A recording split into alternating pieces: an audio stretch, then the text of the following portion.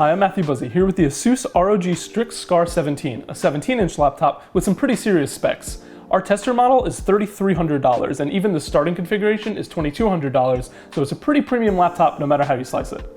Our tester model is the highest end configuration. With it, you get a Core i9 processor, an NVIDIA RTX 2080 Super, 32 gigabytes of RAM, and a 1 terabyte SSD, so you can easily see where the price comes from. On top of that, you get a 300 Hz refresh rate display, and most GPUs can't really make use of that, but the RTX 2080 Super, which is more or less the top option for laptops available, can actually push frame rates that high in competitive multiplayer titles. AAA games, more like 100 to 120 frames per second depending on the game, but that's still really good. That's big budget, high fidelity games with demanding visuals. Multiplayer games that you play on lower settings or are less visually demanding intentionally can run upwards of 100, 200, close to 300 frames. So this laptop actually makes use of its high refresh screen. Now, as a 17-inch laptop, it's pretty hefty, 6.3 pounds. Other 17-inch laptops have made some strides in becoming more portable. This is more firmly on the hefty side. It's not huge, but it's not especially thin. It's not especially portable. You can take it with you. It got about 5.5 hours on our battery rundown test, so it lasts off the charger for a little bit. It wouldn't be what I would recommend if you're someone on the go often, who takes your gaming laptop various places all the time, or wants to use it as your general use laptop for daily travel or commuting or anything like that, because it's gonna weigh you down a pretty good amount. If you do bring it with you to a cafe, you will certainly be noticed.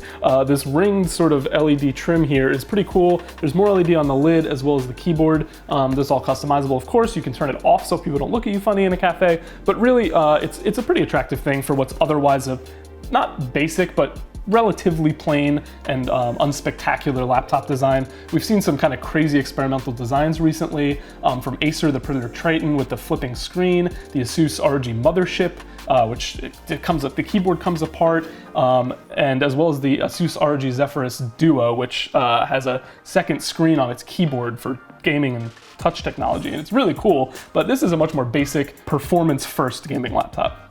As for the ports on this laptop, most are on the left flank and the rear. On the left you have USB 3.1 ports, a headphone jack, and on the rear you have another USB port, USB-C, HDMI, and even an Ethernet jack. The power connector is back there as well. The right side has just one connection, and it's actually Asus's proprietary Keystone connection for what they sell separately as a USB flash drive, where you can kind of take your game setting profiles and lighting customization settings on the go. You can swap them between Asus machines. That's really for like hardcore enthusiasts, maybe esports players who take their profiles on the go and switch between laptops. That is sold separately.